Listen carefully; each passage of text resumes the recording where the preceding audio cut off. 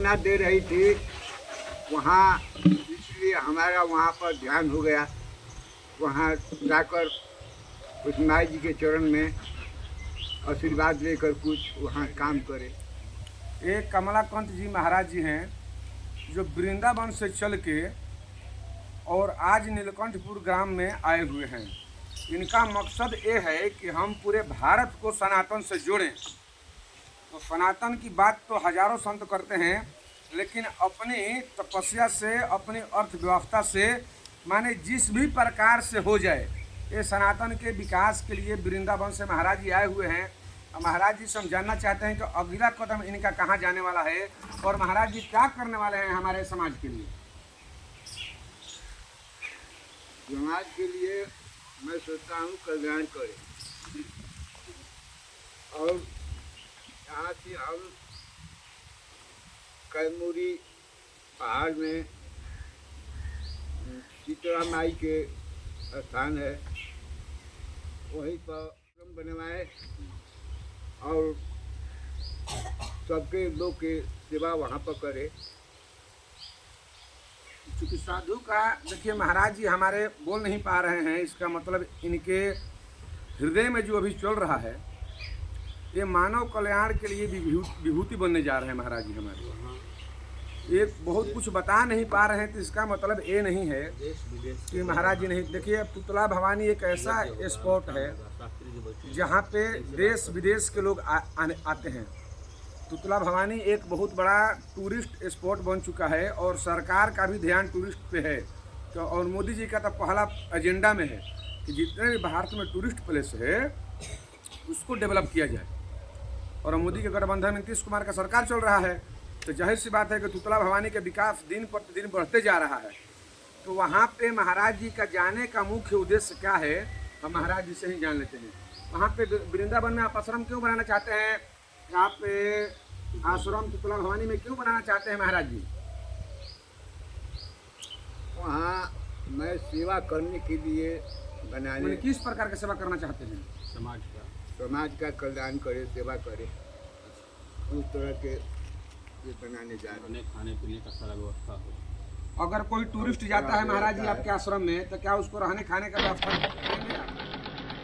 करने के लिए जाते हैं? पुतला भवानी वाटरफॉल के लिए मशहूर है, क्योंकि बहुत जो झरना होता है ना, वाटरफॉल होता है ना, पहाड़ के झरना पहाड़ के कंदरा और तराई क्षेत्र में ही गिरता है।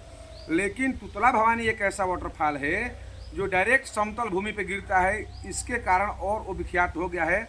हमारे साथ राष्ट्रीय कथावाचक ब्रजकिशोर चंद्र शास्त्री जी हैं, जिनके नेतृत्व में ये आश्रम का निर्माण होने वाला है। और बोलते हैं ना कि जहाँ पे चार संत जुटते हैं वहाँ पे कुछ अच्छा ही काम करेंगे, और जो भी करेंगे अपने लिए नहीं, समाज के लिए ही करेंगे। तो महाराज जी का उद्देश्य क्या है महाराज जी, आप बेहतर बता सकते हैं हमसे। बहुत बहुत धन्यवाद। हमारे साथ अभी मीडिया प्रभारी विकास जी हैं और पूज्य महाराज श्री कमलाकांत ब्रह्मचारी जी महाराज वृंदावन से चलकर आए हुए हैं। अभी कुछ दिन पहले से हम लोग के मन में ऐसा विचार उत्पन्न हुआ है कि बिहार को लोग कहते हैं कि बहुत बिहार पिछड़ा हुआ और यहाँ कोई पर्यटक स्थल नहीं है जी। तो उस हिसाब से कैमूर पहाड़ी में एक पुतला भवानी का स्थान है वहाँ जी, जिससे मानो तो कश्मीर का नज़ारा वहाँ देखने को मिलेगा। बिल्कुल। मेघालय लोग घूमने के लिए जाते हैं, वो लोग पुतला भवानी उस तरह का आनंद ले सकते हैं जी। लेकिन वहाँ भी रहने का कोई उस तरह का व्यवस्था नहीं है। सदियों से वहाँ कोई यज्ञ अनुष्ठान नहीं हुआ है, ना एक आश्रम है वहाँ पे, ना कोई एक आश्रम बना हुआ है। तो हम लोग सोच रहे हैं कि वहाँ पर 10 से 50 लाख रुपए खर्चा करके अपना और वहाँ पर जो है एक आश्रम का निर्माण किया जाए। चूँकि वहाँ ज़मीन जो है वह तो बिहार सरकार का ही होगा, लेकिन ज़मीन तो संतों को चाहिए नहीं। लेकिन वहाँ आश्रम बनाने के लिए थोड़ा जो व्यवस्था होगा उसके अनुसार जो कार्य को किया जाएगा। और जितने भी लोग वीडियो को देखने वाले उनसे मैं कहूँगा कि आप लोग उस आश्रम में हमारी सहयोग भी कर सकते हैं और वहाँ सामाजिक कल्याण के लिए कार्य होगा। योग कराया जाएगा, ध्यान कराया जाएगा, संध्या कराया जाएगा, कथा होगा, भागवत होगा, अनुष्ठान होगा, अभिषेक होगा, पूजा होगा, पाठ होगा, हवन होगा, तंत्र यंत्र साधना सब कुछ वहाँ भलीभूत होगा। क्योंकि वो जो पर्वत क्षेत्र होती हैं वहाँ पर तंत्र करने का, मंत्र करने का, पूजा करने का, ठहरने का एक अलग अनुभव होता है जी। तो महाराज जी से हमारी चर्चाएं हो रही थी और महाराज जी बहुत उच्च कोटि के संत हैं, ब्रह्मचारी हैं जी। तो विकास जी हम चाह रहे हैं कि इस व्यवस्था को थोड़ा सा और भी आप जनमानस तक पहुंचाएं और ये कार्य लगभग 1.5 से 2 महीने के अंदर ही चालू होने वाला है जी। और वहाँ ऐसा सुंदर व्यवस्था हम लोग बना देंगे सिस्टम में, ठाकुर जी चाहें तो पूरी दुनिया एक दिन वहाँ देखने के लिए आएगी। महाराज जी बताना चाहता हूँ कि ऐसे भी पूरा दुनिया वहाँ आती है। शीतला भवानी पूरा टूरिस्ट स्पॉट, पूरा भारत के जितने भी टूरिस्ट स्पॉट है उसमें उसका भी एक नाम है, लेकिन पीछे डाल दिया गया है। चूँकि बिहार है, बिहार के लोगों को भी पीछे डाल दिया जाता है, तो ये तो बिहार का टूरिस्ट प्लेस है। अभी तक वहाँ जैसे महाराज जी बताए कि एक योग साधना के लिए एक आश्रम नहीं है, जबकि शिमला कहा जाता है बिहार का। इतना बढ़िया सुंदर वातावरण है वहाँ का, तो अगर वहाँ भी बच्चों का एक छोटा सा आश्रम बना के योग कराया जाए, सोचिए महाराज जी का कितना उज्जवल विचार है, कितना सुंदर सोच रहे हैं इस समाज के लिए, और ये जल्द से जल्द पूरा हो जाए। इसके लिए महाराज जी आपका अगला कदम क्या होगा कि आश्रम बनना शुरू हो जाए?